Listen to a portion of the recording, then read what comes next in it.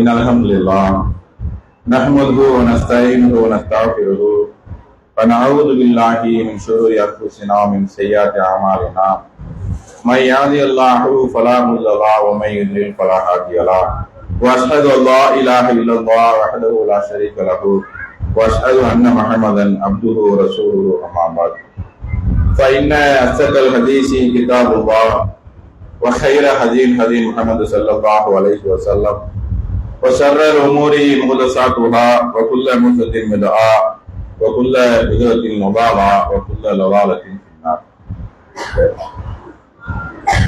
எல்லாம் உள்ள அல்லாஹ்வின் கண்ணியமிக்க அடியார்களே, இறைவனுடைய கிருபையினால் இந்த ரமலான் மாதத்துடைய 9வது இரவில் நாம் வந்திருக்கிறோம். கடந்த சில நாட்களாக தொடர் உரையாக எதை பின்பற்ற வேண்டும் என்ற தலைப்பின் கீழே பார்த்து வருகிறோம். வேதம் வழங்கப்பட்ட சமுதாயத்திலேயே இன்றைக்கு ஒரு சமுதாயம் நேர்வழியை அந்த வேதத்தை படித்துக் கொண்டிருக்கும் என்று சொன்னால் அது நம்முடைய இஸ்லாமிய சமுதாயம்தான்.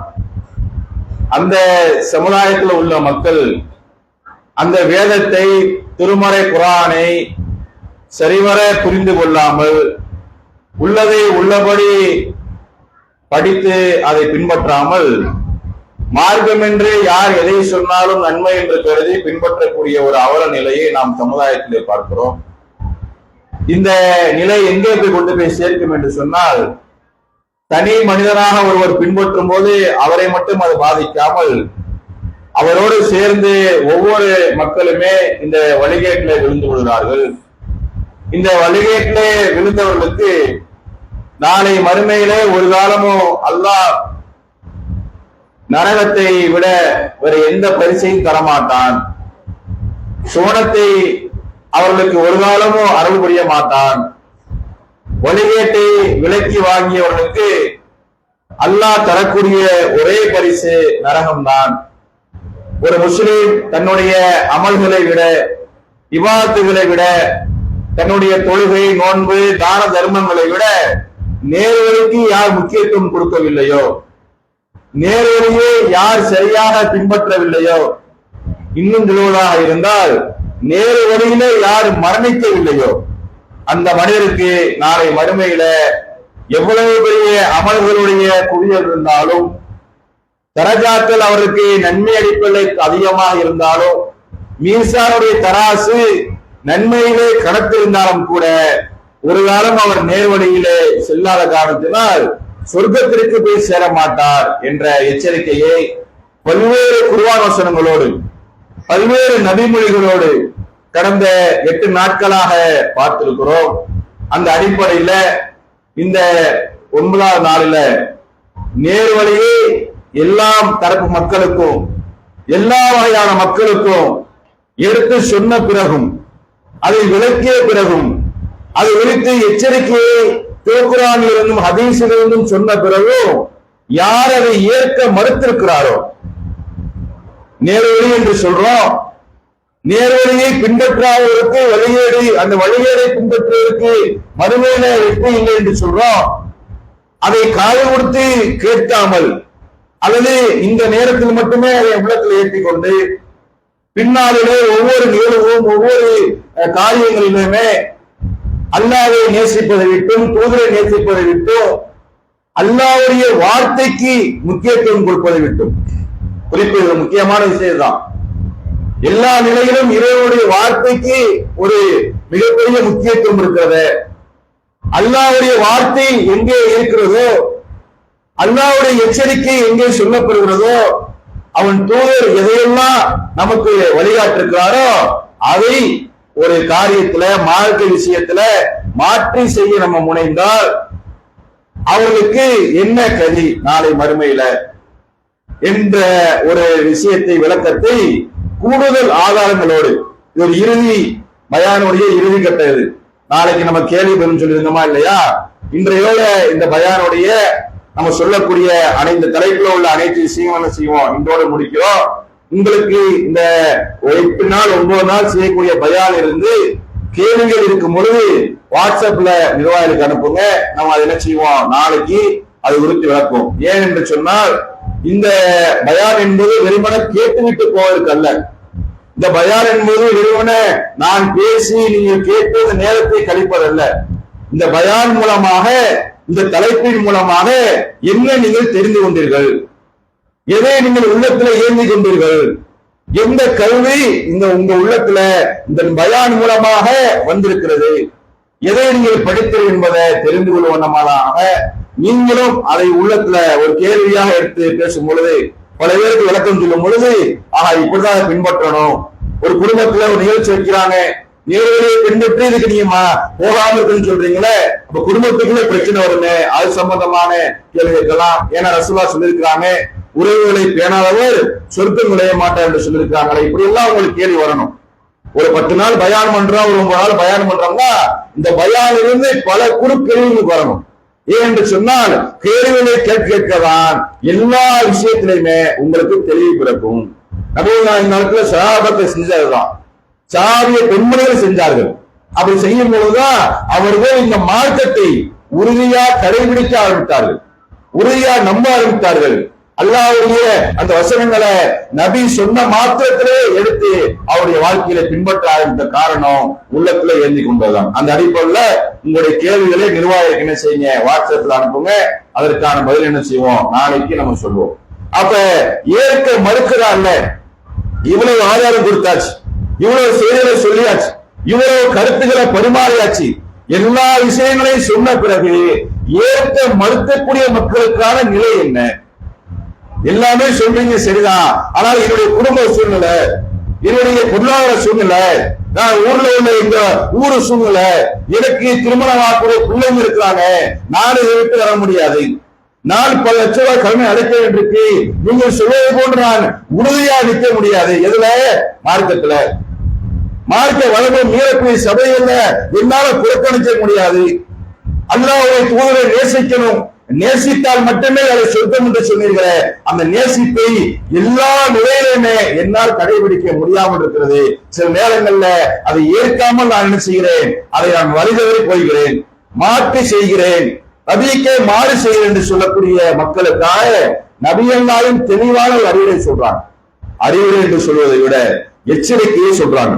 புகாரில 7280 வசனம் ஹதீஸ், குல்லு உம்மத்தின் எதுகுலுனல் ஜன்னத்தை, எல்லா மனிதர்களும் என்னுடைய உம்மத்துல, குல்லு உம்மத்தின் எல்லா என்னுடைய உம்மத்துல எல்லா மனிதர்களும் எதுகுலுனல் ஜன்னத்தை சொர்க்கம் நுழைவார்கள். நல்ல அந்த வசனத்தை நீங்க என்ன செய்யுங்க, நல்லா புரிஞ்சுக்கிறீங்க. என்னுடைய சமுதாயத்துல எல்லா மனிதர்களும் சொர்க்கம் நுழைவார்கள். இல்லா மன் அபா, யாரை தவிர என்னை ஏற்க மறுத்தவரை தவிர. நம்ம எதுக்கு எதை பின்பற்றணும், எதை ஏற்றுக்கொள்ள வேண்டும் பயணம் பண்ணோம்ல, நபிகள் நாயகம் நேரடியாக அதுக்கு வந்துட்டாங்க. இப்ப யார் என்னை ஏற்க மறுக்கிறாரோ அவர் சுவனத்திலே நுழையவே மாட்டார். இப்ப ரசூலுல்லாஹ் கேட்கிறாங்க, காலை ரசூலுல்லாஹி, சஹாபாக்கு நான் சொன்ன மாதிரி கேள்வி கேட்கணும், சஹாபாக்கள் கேள்வி கேட்கிறாங்க. காலை ரசூலுல்லாஹி, அல்லாஹ்வின் தூதரே, வமன் யாவா, யார் உங்களை மறுப்பார்?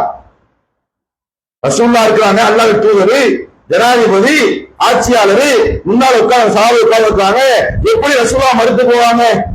உயிரை கொடுக்க வந்தார்களே, நேற்று பார்த்தோமே அன்சாரி தோழர்கள் 7 பேர் ஒருவர் பின் ஒருவராக அந்த போர்க்களத்துல அல்லாஹ்வின் தூதரை காப்பாற்ற விட்டுப்பட்டு குத்துப்பட்டு செய்யதானார்களே, எப்படி அவங்க ஏற்க மறுப்பாங்க?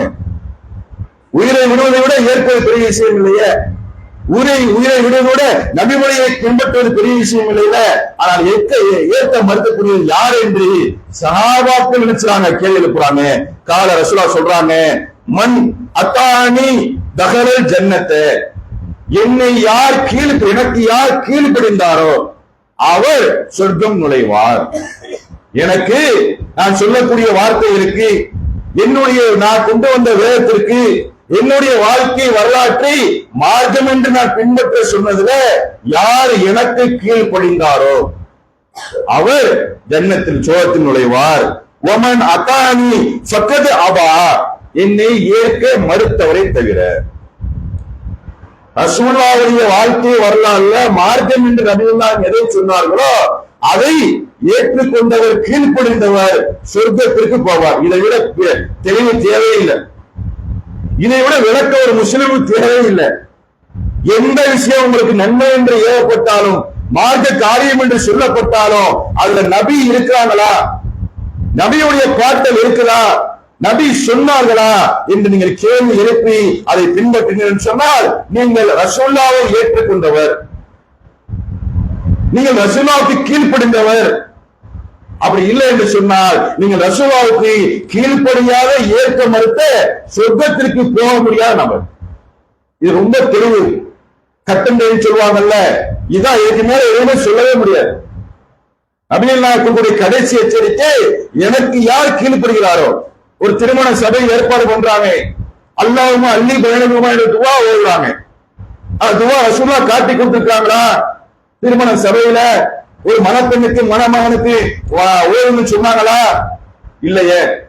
அல்லாஹும்ம அல்லி பைனகுமா கமா அல்லந்த பைனா என்று சொல்லக்கூடிய ஒரு நீண்ட துவா எல்லா நபிமார்களுடைய மனைவிமார்களை பற்றி, நபியை பற்றி, இல்லற வாழ்க்கையை பற்றி அவர்களை போன்று ஆக்கியவா, இவர்களை போன்று ஆக்கியவா என்று நபிமாவுடைய மனைவிகளை பற்றி பேசுறாங்க. சில நபிமாவுடைய மனைவிகள் யார் என்று அல்லாஹ் சொல்லல, குர்ஆனை ஹதீஸ்லையும் தெளிவுபடுத்தப்படல, யாரோ ஒரு பெண்மணி பற்றி பேசுறாங்க. ரசூலுல்லாஹ் 11 திருமணத்துக்கு மேல முடிச்சாங்க, சஹாபாத்துக்கு திருமணம் முடிச்சு வச்சாங்க, சஹாபாக்கள் திருமணம் என்ற சபைகளை ரசூலுல்லாஹ் நடந்திருந்திருக்காங்க. எந்த சபையிலாவது இந்த துவா ஓதப்பட்டதா எந்த முஸ்லிமும் கேள்வி கேட்கிறோமா? கேள்வி கேட்டா எங்களுடைய சொந்த பிரிஞ்சிடும். கேள்வி நான் வீட்டுல இருக்க முடியாது. என் மனைவியுடைய அண்ணன் மகனுக்கு கல்யாணம், மனைவி தானே வீட்டுல வரவனை விட நான் போய் கேள்வி கேட்டு குறைக்கலாம் போய் என் மனைவிக்குள்ள என்ன செய்ய கடுமையான சண்டை வரும். அப்படி ஒரு சில மனிதர்களை பார்க்கிறோம். வரதட்சணை நபி வழிக்கு மாற்றமானது. வரதட்சணை பெறக்கூடிய திருமணத்துல நாம் போய் கலந்து விட்டோம் ஆரம்பிச்சோம்னா அந்த வரதட்சணை வாழக்கூடிய மணமகன்கள் அதிகரிப்பார்கள்.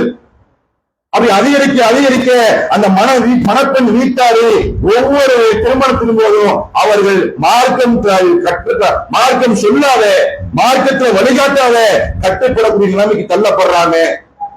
அதனால வரதட்சணை திருமணத்துக்கு போகாதீங்கப்பா, அதை புறக்கணிங்கப்பா, அது அல்லாஹ்வுடைய தூதர் காட்டவில்லைப்பான்னு சொன்னா இல்ல நாங்கள் ஏற்க மாட்டோம்.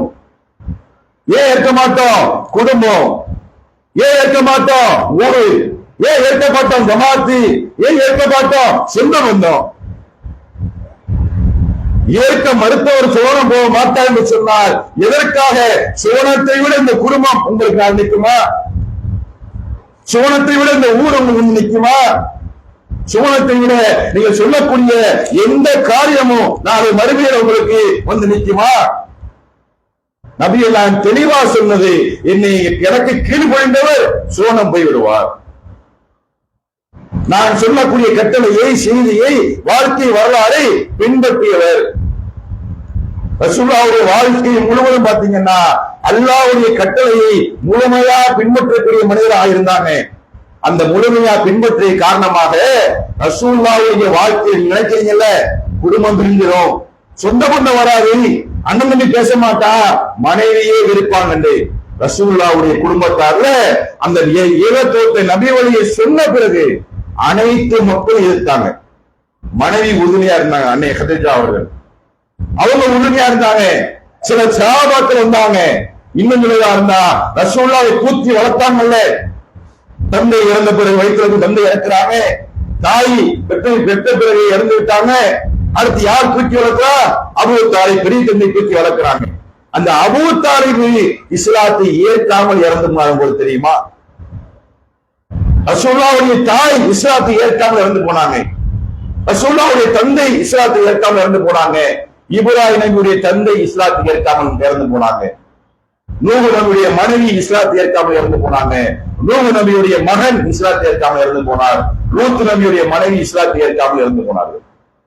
நேர்வழி என்ற இஸ்லாத்தை இத்தனை பெரிய மக்களுக்கு அல்லாஹ் வழங்கவில்லை, அல்லாஹ் நாடவில்லை. இவர் எங்க இருப்பாங்க? நரகத்தில் இருப்பார்கள். மாற்று கருத்து நம்முடைய கருத்து இல்ல, அல்லாஹ்வுடைய கருத்து.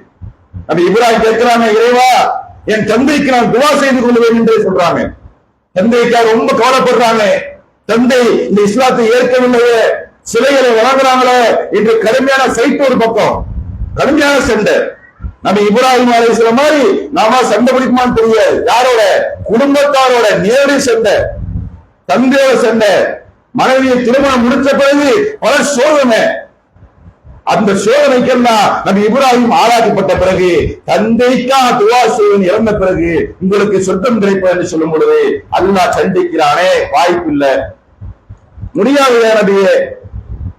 நீங்கள் நேர்வழி பெறாமல் இறந்து போனதற்கு கையேந்த கூடாது.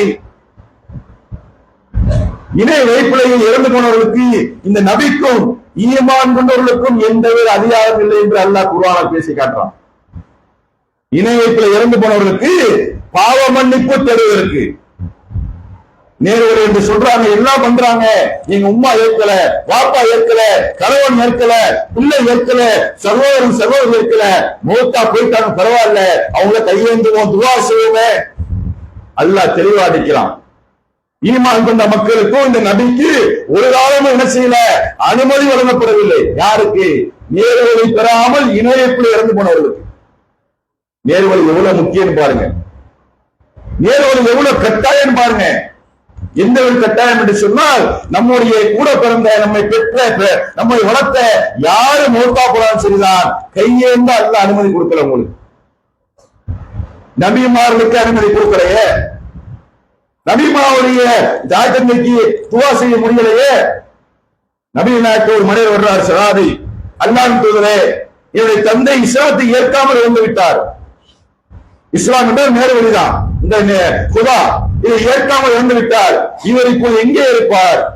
இவருடைய நரகத்தில் இருப்பார் என்று சொல்றாங்க. அப்ப அந்த சஹாபி கவலைப்படுறாரு. ரசூலுல்லாஹ் சொல்றாங்க, கவலைப்படாத, ஏன் தந்தை அங்கதான் இருக்கிறாங்க, நீ கவலைப்படாதப்பா, என்னுடைய தந்தை நரகத்தில் இருக்கான. என்ன காரணம்? ரசூலுல்லாஹ் கிடைத்த நேர்வழி அவர்களுக்கு கிடைக்கல. அபூதாலிபு சக்கராத்தியால இருக்காங்க, இறுதி நேரம். ரசூலுல்லாஹை தூக்கி வளர்த்தவங்க. ரசூலுல்லாஹ் ஆரம்பத்தில் இஸ்லா சொல்லும் பொழுது அந்த கடவுள்னா ரசூலுல்லாஹ் நினைச்சாங்க, லாத்து, மனா, உஷா என்று போன்ற கடவுள்கள் எல்லாம் ரசூலுல்லாஹ் பேசுறாங்க. இதுவெல்லாம் கற்சிலைகள், இதுக்கு சக்தி கிடையாது, அல்லாஹ்வை சக்திப்படுத்து என்று காபா முன்னால் என்று பேசுறாங்க. காபாவில் என்ன ஒரு விசேஷம் சொன்னா, அந்த காலத்துல இந்த கடவுள்கிட்ட சம்பாதிச்சிருந்தாங்க அந்த மக்கள், மக்காவாசிகள், குறைசிகள். வியாபார கூட்டம் வரும், ஒவ்வொரு கூட்டமும் ஒரு கடவுளை வணங்கும், ஒவ்வொரு கூட்டமும் ஒரு கடவுளை கொண்டு வருவார்கள். அப்படிதான் பாருங்க, காபாவை ரசூலுல்லாஹ் கைப்பற்றும் பொழுது 360 சிலைக்கு மேல இருந்த காரணம் அதுதான். ஒவ்வொரு கூட்டத்தார் வருவாங்க, வெளிநாட்டுல இருந்து, வெளிநாட்டு வெளியூர் மக்கள். அவங்க வந்து செய்வாங்க, சந்தைகள மக்களை கூடும் பொழுது கடவுள்களை வழிபட்டு கொண்டிருந்தார்கள். ஒவ்வொரு கடவுளை, ஒரு கடவுளுக்கு ஆட்டை ஏற்றத்தை கடவுளாங்க, ஒரு கடவுளுக்கு மண்ணை வாரி இறைத்து வழிபடுறாங்க, ஒரு கடவுளுக்கு மண்டியிட்டு வழிபடுறாங்க. இப்படி எல்லா வகையான கடவுள் அங்கே இருக்கிறது. அந்த கடவுள் ரசூலுல்லாஹ் ஏசும் பொழுது, பேசும் பொழுது அந்த மக்கள் யாட்டை முறையிடுறாங்க. அபூதாலிபே, உங்களுடைய மகனை நீங்கள் என்ன செய்யுங்க, கட்டுப்படுத்தி வையுங்கள், முகமதை கட்டுப்படுத்தி வையுங்கள்.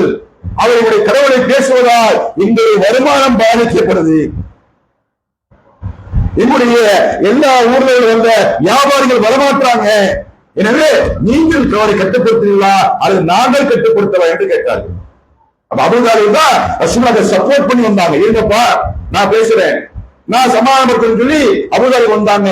அந்த அபூதாலிப் நினைச்சாங்க, இறக்கும் தருவாயில் இருக்கிறாங்க. ரசூலுல்லாஹ் மீது அதிகம் பாசம் கொண்டவர்கள், வளர்த்து திருமணம் பண்ண வைத்து வியாபாரத்தை கற்றுக் கொடுத்து எல்லாமே செய்த ஒரு பெரிய தம்பி, தாய்க்கும் தந்தைக்கும் நிகராக இருந்தாங்க. அவங்க இறக்கும் தர ரசூலுல்லாஹ் நினைச்சாங்க. அவங்களுடைய வீட்டுக்கு போறாங்க, என் பெரிய தந்தையே, இறக்கும் தரா இருக்கிறீங்க, இப்பயாவது நீங்கள் நேர் வழியை ஏற்றுக்கொள்ளுங்களேன்.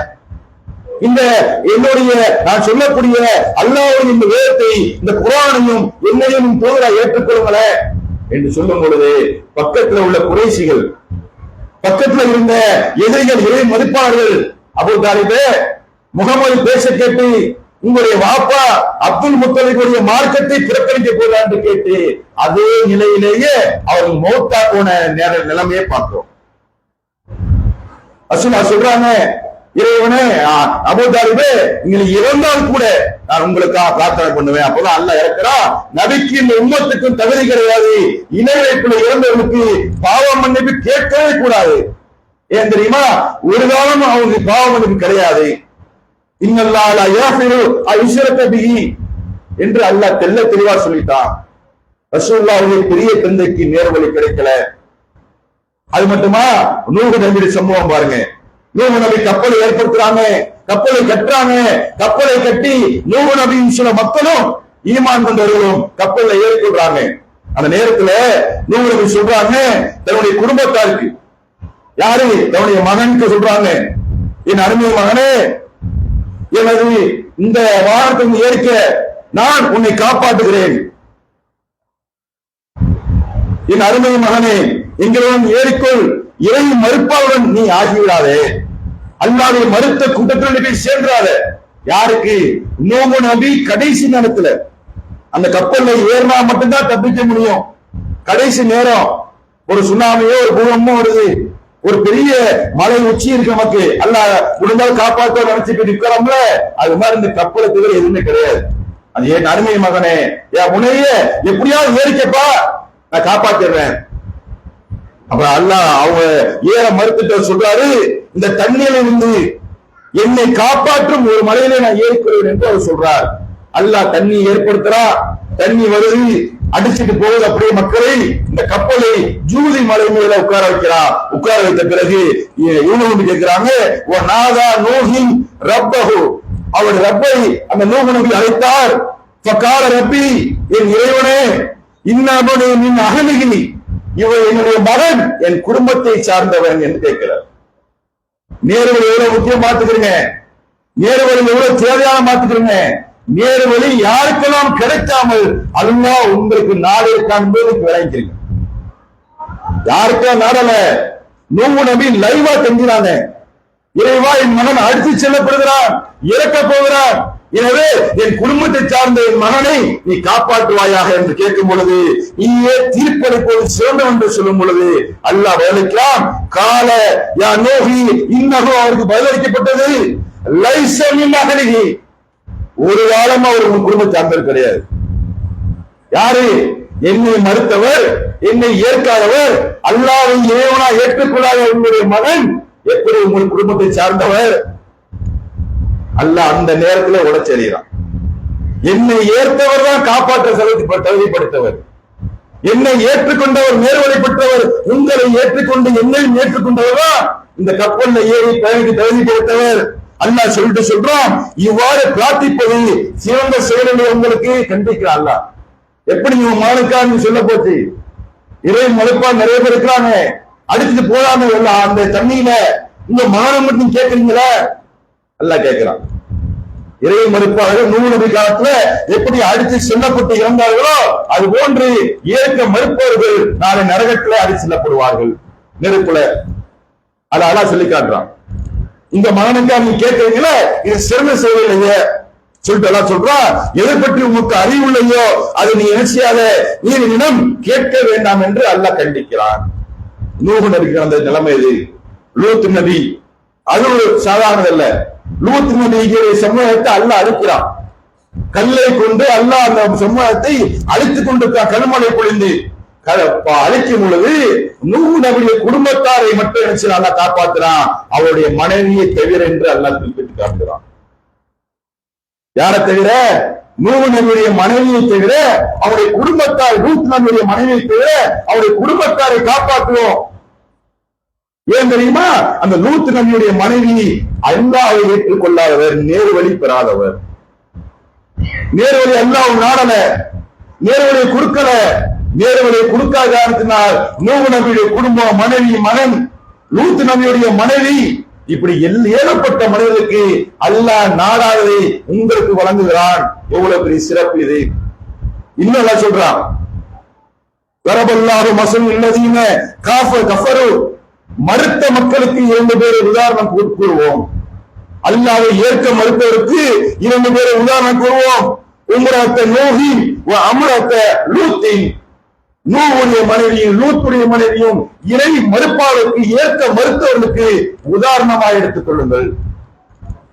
அவர்கள் என்ன சொன்னாங்க? அல்லாஹ்வுக்கு நன்றி கெட்டவனாக இருந்தார்கள். இதில் அவர்கள் சொல்லப்பட்டது என்ன சொல்லப்பட்டதுன்னு சொன்னால், அதுகுலல் நார மாதஹின, நீங்கள் நரகவாசியுள் நுழையுங்கள் என்று அவர்கள் சொல்லப்பட்டது. லூத் நபியுடைய மனைவிக்கு, நூஹ் நபியுடைய மனைவிக்கு நரகவாசியோடு சேர்ந்து நுழையுங்கள் என்று சொல்லப்பட்டது. சாதாரண விஷயம் இல்லைங்க நேர்வழி. நம்ம நினைக்கிற மாதிரி நம்ம முஸ்லிமா வாழ்ந்தோம், முஸ்லிமான மூத்தா போறோம், ஒன்னும் பெரிய காரியம் இல்ல.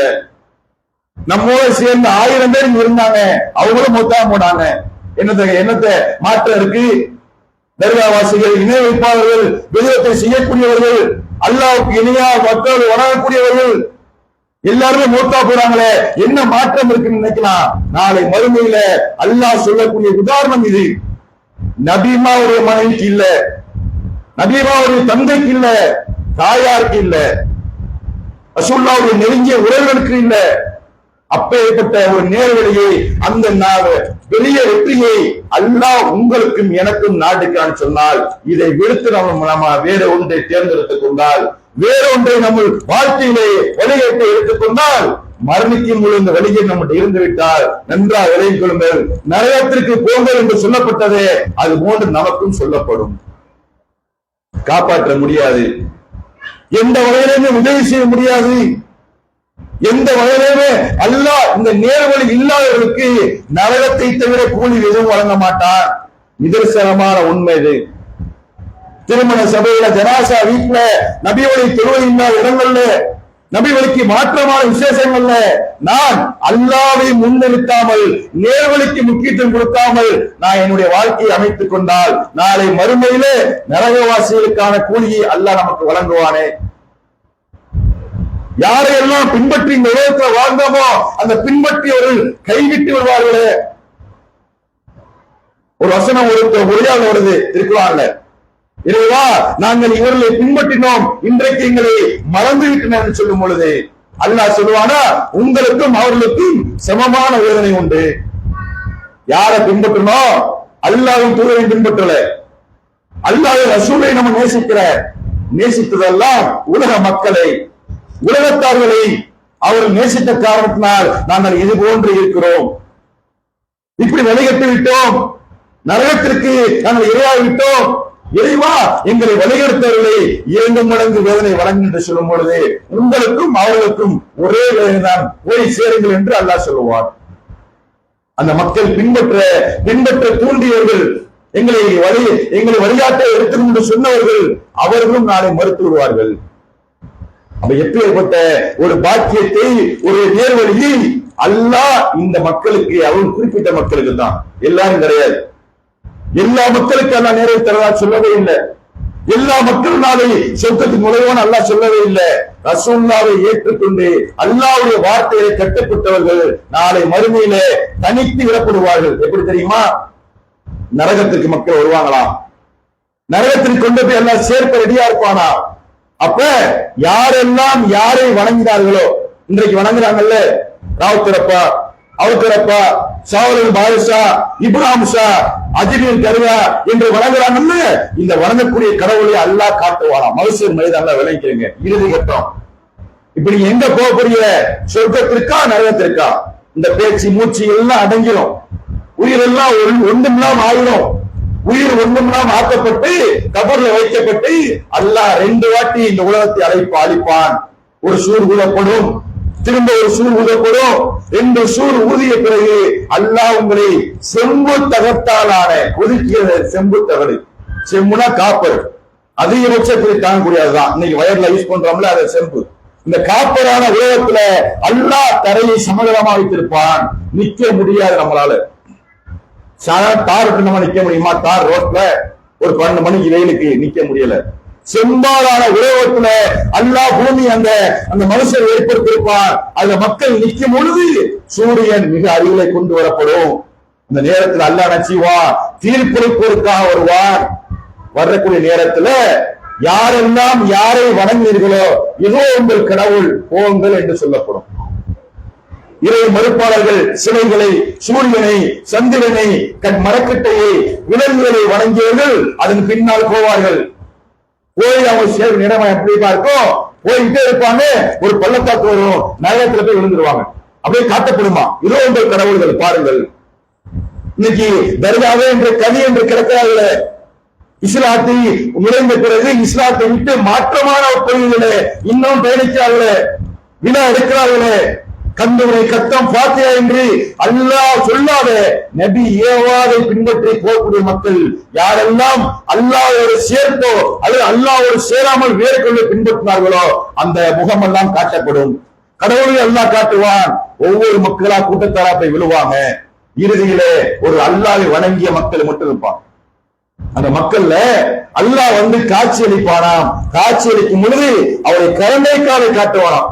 அந்த திரையை அந்த உடையை விலக்கி அல்லாஹ்வுடைய கரண்டை கால் நீங்க பார்த்த மாத்திரத்துல யாரின் நேர்வழியில இருந்து பயணிக்கிறார்களோ அவர்கள் சஜ்ஜா செய்ய விழுவார்கள். நயவஞ்சல் விழமாட்டாங்க. அதுலயும் பாத்துக்கங்க. காபிர்கள், இறை மறுப்பாளர்கள், முஷ்ரிக்கீன்கள், இணை வைப்பாளர்கள், அதாவது நயவஞ்சர்கள், முனாஃபிகள் 3 பேருமே நரகத்துக்குரியவர்கள். மிச்சத்துக்குரிய அல்லாஹ்வை மட்டுமே வணங்கி தூதரை மட்டுமே ஏற்றுக்கொண்டு நடந்தவர்கள் அல்லாஹ்வுடைய கருணைக்காரை பாத்திர மாத்திரத்துல சஜ்ஜா செய்ய கீழே விழுவார்கள். சில மக்களுக்கு முதுகு உலையாத நேரத்துல அவர்கள் யார் என்று சொன்னால் நயவஞ்சர்கள் என்று திருக்குறான்ல பார்க்கிறோம். முதுகு வளையாத கூட்டமாகவும் நரகத்திற்கு நேரடியா போகிற கூட்டமாகவும் அல்லாஹ் உங்களை ஆக்காமல் இருக்க வேண்டும் என்றால் இந்த நேர்வழி மட்டுமே உங்களுக்கு சிறந்ததா இருக்கிறது. இதை விட வேறு போக்கிடம் இஸ்லாத்துல கிடையாது. அல்லாஹ் நமக்கு தெளிவாக ஒரு வசனத்தை தெளிவுபடுத்துகிறான். யா அய்யுஹல்லதீன ஆமனூ, ஈமான் கொண்ட மக்களே, இத்தகுல்ல ஹக்கத்து காட்டி அல்லாஹ்வை அஞ்சிக் கொள்ளுங்கள். வலா தமூதுன்ன இல்லா வ அன்தும் முஸ்லிமூன், முஸ்லிமா தவிர நீங்கள் மரணித்து விடாதீர்கள். நபிமார்கள் சொன்னாங்க, உன்னை பிள்ளைகளுக்கு சொன்னாங்க, யா புனையே அருமை மகன்களே, அல்லாஹ் உங்களுக்கு இந்த மார்க்கத்தை தேர்வு செய்துள்ளார். இதுவே நீங்கள் தேர்ந்தெடுத்துக் கொள்ளுங்கள். நீங்கள் மரணிக்கும் பொழுது ஒலா தமூத்துன்ன இல்லாவான் முஸ்லிமூன், முஸ்லிமா தவிர மரணித்து விடாதீர்கள். நபிமார்கள் தன்னுடைய பிள்ளைகளுக்கு சொன்னாங்க. நபியுடைய பிள்ளைகள் நமக்கு ஈமான் அதிகமா? அல்லாஹ் சொல்லக்கூடிய எச்சரிக்கையோடு நமக்கு ஈமான் அதிகமா வந்துருமா? யாரை பற்றி சொல்லப்படுகிறது? யா அய்யுஹல்லதீன ஆமனூ, ஈமான் கொண்ட மக்களே, முஸ்லிம்களே, அன்று அல்லாஹ் அழைத்து முஸ்லிமா தவிர மரணிக்காதீர்கள். எவ்வளவு பெரிய காரியம் இருக்கட்டும் உங்க வாழ்க்கையில, எவ்வளவு பெரிய சொத்து சுகம் இருக்கட்டும், எவ்வளவு குடும்ப பின்னணி உங்களுக்கு இருக்கட்டும், ஆனால் இதை ஏற்க மறுத்துவிட்டு நேர்வழியை தவிர நீங்கள் மௌத்தாகி விடாதீர்கள். அந்த மௌத்தாகிவிட்டால் நீங்களோ நானோ யார் நினைத்தாலும் நாளை மறுமையில எதை ஈடா கொடுத்தாலும் அந்த சொர்க்கத்தை நீங்கள் பெற முடியாது. ரசூலுல்லாஹ் கவலைப்பட்டாங்க. இதுதான் துவா கற்றுக் கொடுத்தாங்க. உள்ளங்களை புரட்டக்கூடியவனே, அல்லாஹ் சொல்றா 2 விரலுக்கடியே அல்லாஹ் உள்ள வச்சிருக்கான். அந்த 2 விரலுக்கு இடையில அல்லாஹ் நாடியருக்கு போய் புரட்டானா அது மாறிடுமா? நேர்வழியில் இருப்பாரு, நல்லா பயணிப்பாரு. இந்த வழிகேட்டான திருமணம், கட்டம், பாத்திகா, வளையாப்பு, பர்த்டே ஃபங்க்ஷன், இப்படி எல்லாத்துலயும் கலந்துக்கிறாங்கல்ல, அதான் சும்மா சாதாரணம் சின்ன விஷயம். ஒரு நாள் நிகழ்ச்சி, மௌலிகை ஓதி வீடு கட்டி தவிர்க்கிறாங்க, சாப்பாடு போடுறாங்க. மௌலிகை சபை அல்லாஹ் மறுக்கப்பட்ட சபை, அல்லாஹ்வுக்கு இணைக்க சபை. போய் சாப்பிட்டு வந்துட்டு ஏதோ ஒரு நாள் சாப்பிட்டோம், காது வைக்கிறாங்க, வளையாப்பு வைக்கிறாங்க, மஞ்சள் நீராட்டை வைக்கிறாங்க, பிறநாள் விழா வைக்கிறாங்க. எதை விழா விட்டு வைக்கவில்லை. மாற்று மதத்தவர்கள் எதையெல்லாம் உருவாக்கினார்களோ அதையெல்லாம் இன்னைக்கு விழாவா கொண்டாடுறோம். அதை நான் சொல்றாங்க, மண் அமில அமலன் அமருனா, நம்முடைய கட்டளை இல்லாமல் எதை உருவாக்கினார்களோ, எதை அமல் என்று எடுத்துக்கொண்டார்களோ சகுவ ரத்துன், அது மறுமையில் ரத்து செய்யப்படும். அது ஒன்றுமில்லாமல் ஆக்கப்படுமே. திருமண வீட்டுல, ஜனாசா வீட்டுல, வீடு குடிபோற வீட்டுல எல்லா நிகழ்ச்சிகளையுமே நபி வழியை தூக்கி பிடிக்காமல் நம்மை கலந்து கொண்டால் இந்த நேர் வழியை விட்டு அல்லாஹ் நம்மை தூரமாக்கி வருவான். வழிகேட்டை விலக்கி வாங்கியதாகி வருவோம். உள்ளங்களை புரட்டக்கூடியவனே, உன்னுடைய மார்க்கத்திலே என் உள்ளத்தில் நிலை பெற செய்வாயாக. பாலஸ்தீன மக்களை எடுத்து பாருங்க. பாலஸ்தீன மக்களை கதறி அழுகிறார்கள். கடந்த 9 வருடங்களாக 2023 அக்டோபர் 7ஆம் தேதி ஆரம்பித்த போர் இந்த ஜனவரி பிப்ரவரியில முடிகிறது 2025. இந்த மக்கள் கதறி அழகக்கூடியது, கை இல்ல, கால் இல்ல. ஒரு பெண்மணி சொல்றாங்க, வீடு இடிப்பட்டு கிடக்கு, குண்டடிப்பட்டு கிடக்கிறாங்க, குண்டு பொழியப்பட்டிருக்கிறது, சாப்பாட்டுக்கு வழி இல்ல, தண்ணி குடிக்க வழி இல்ல, எந்த இடர்பாடுகளும் மீறி எந்த தேவையும் நிவர்த்தி பண்ண முடியாது. பள்ளிவாசல சும்மா கூட சொல்ல முடியல, இடிஞ்சு கிடக்கிறது. இப்படி அண்ணாந்து பார்த்தோம்னா வெட்ட வழியா இருக்கு, பள்ளிவாசல் இருக்குது தர, அண்ணாந்து பார்த்தா வெட்ட வழியா இருக்கு, மினோரா எங்க கவுந்து கிடக்கு, மைக் இருக்குதா, சல்லா இருக்குதா, ரோசை தண்ணி இருக்கா, எதுவும் இல்லைங்க, உசுறு பிழைக்க கொடுத்துங்கன்னு சொல்லி மக்கள் இருக்கிறாங்க. அந்த இடர்பாடுக்கு இடையில ஒரு பெண்மணி 3 குழந்தைகளை தன்னுடைய கணவனுடைய தம்பியை விட்டுட்டு மாவு வாங்குறதுக்கு ஒரு வாரம் 10 நாளா சாப்பிடறதுக்கு ஒண்ணும் இல்லை என்று ஒரு பெண்மணி போறாங்க.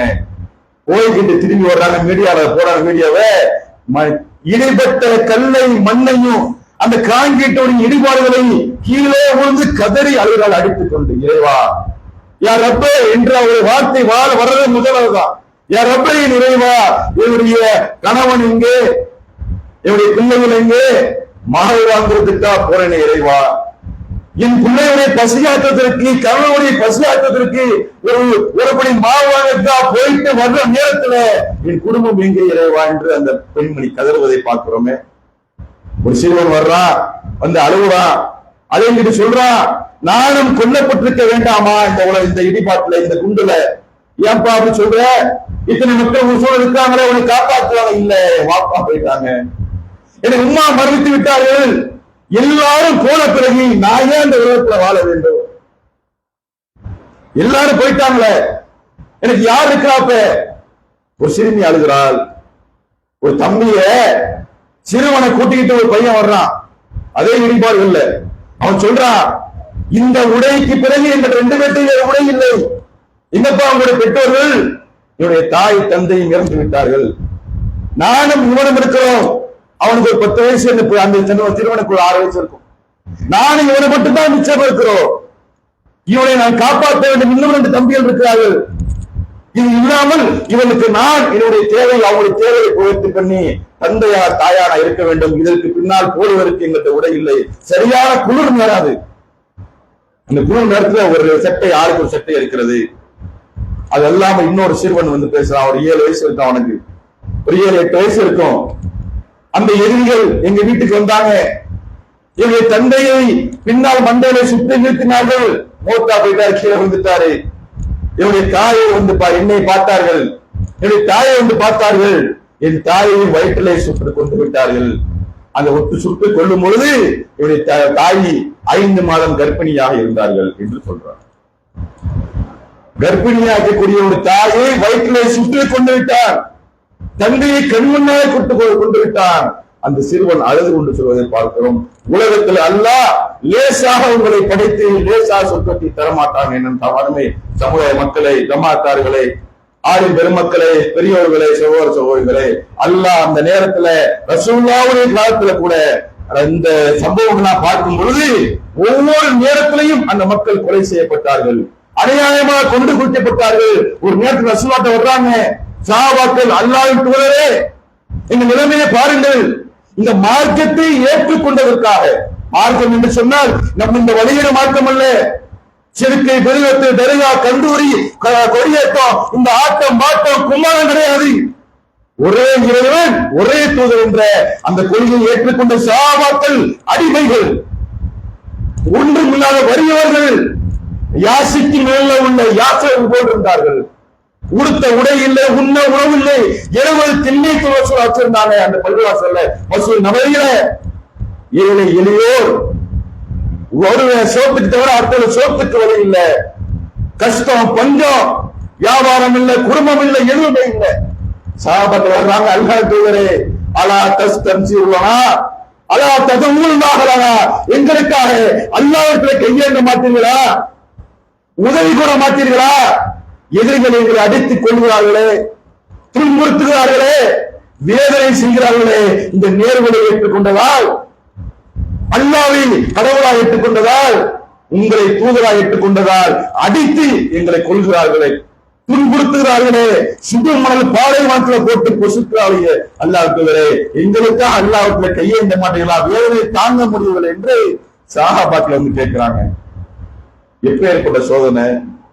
நேர்வழி என்றால் சும்மா நினைக்கிறோம், நேர்வழி என்றால் நபி வழி என்றால் சாதாரண ஒரு கூட்டம் சொல்லுது, அது ஒரு பிரிவினை கூட்டம், குழப்பாளி கூட்டம், என்ன பேரை வைங்க, நாளை மறுமையில் அல்லாஹ் உங்களை எழுப்பி நிப்பாட்டும் பொழுது கடையளவு ஈமான் இருந்தவர்களை அல்லாஹ் நரகத்திலிருந்து தூக்கி சொர்க்கத்தின் வாசலை போடுவானா. கடவுளையுமான் லா இலாஹ இல்லல்லாஹ் மட்டும் சொல்லி இருக்கிறார். தொழுவல உணங்குற இபாதத்தை கிடையாது, அதிசயம் இருக்கிறது. ரசூலுல்லாஹ் கடைசியா அந்த மக்களை வெளியேற்றுவார்கள். நீ ஆற்று நீர் வந்த அந்த விதை போன்று கரையிலே முளைத்து விதை புத்துணர்ச்சி பெறுமோ, உயிர் பெறுமே, அது போன்று நரகத்தில் எரிந்தவர்களை தூக்கி சொர்க்கத்தின் வாசல்களை போடப்படுமா, சொர்க்கத்துடைய தண்ணீரை ஊற்றி அவர்கள் புத்துணர்ச்சி உயிர் பெறுவார் என்ற ஹதீஸிலே பார்க்கிறோமே. அந்த வாய்ப்பு கூட கிடைக்காது. வழிகேட்டுல போயிட்டீங்கன்னா, ஏறுவழி இல்லாம ஆயிட்டீங்கன்னா, நரகத்துல நீங்கள் கடைசி வரைக்கும் வேண்டி சாக வேண்டியதா? ரசூலுல்லாஹ் 4 முறை உங்களுக்காக வாய்ப்பு கேட்டு வருவார்கள். 4வது முறை நான் சொல்லக்கூடிய இந்த உயிர் பெற்று போகக்கூடிய மக்கள், அந்த மக்கள்ல நீங்கள் இருக்க மாட்டீர்கள். ஏன் தெரியுமா? நேர்வழி பெறாமல் இருந்து சொன்னார். நேர்வழி ஏற்றுக்கொள்ளாத காரணத்தினால், நேர்வழி உங்களுக்கு இல்லாத காரணத்தினால், இன்னும் சொல்றதா இருந்தா நேர்வழி பெற்றும் வழிகட்டை தெரிந்து காட்டினால் அல்லாஹ் உங்கள் நரகத்தை ஏற்றுவான். அன்புக்குரிய சோழர்களே, இந்த நேர்வழி சாதாரணம் அல்ல. துஆ செய்யுங்க அல்லாஹ்விடத்திலே, யா என்னுடைய இறைவா, யா ரப்பி, உள்ளங்களை பொருத்தக்கூடியவரே, என் உள்ளத்தை உன்னுடைய மார்க்கத்தில் நிறைவேற்ற செய்வாயாக. நான் மரணிக்கும் பொழுது என்னையும் என் குடும்பத்தாரையும் நேர்வழியை மரணிக்க செய்வாயாக. ஒவ்வொரு தொழுகையிலும் ஒவ்வொரு பிரார்த்தனையிலும் இதை சேர்த்துக் கொள்ளுங்கள் என்று சொன்னால், நேர்வழிகளாக முஸ்லிம்களுக்கு நாளை மறுமையில சொர்க்கம் தடை செய்யப்பட்டது, நரகமே கூலி என்றிருக்கிறது. அல்லாஹ் இது போன்ற நேர்வழி பின்பற்றி நமக்காக நாளை மறுமையில சோறு தருவானாக என்று கூறிக்கொண்டு இந்த உரையை நிறைவு செய்ய வாக்கை தவறாக. அஸ்ஸலாமு அலைக்கும் வரஹ்மத்துல்லாஹி வபரகாத்துஹு.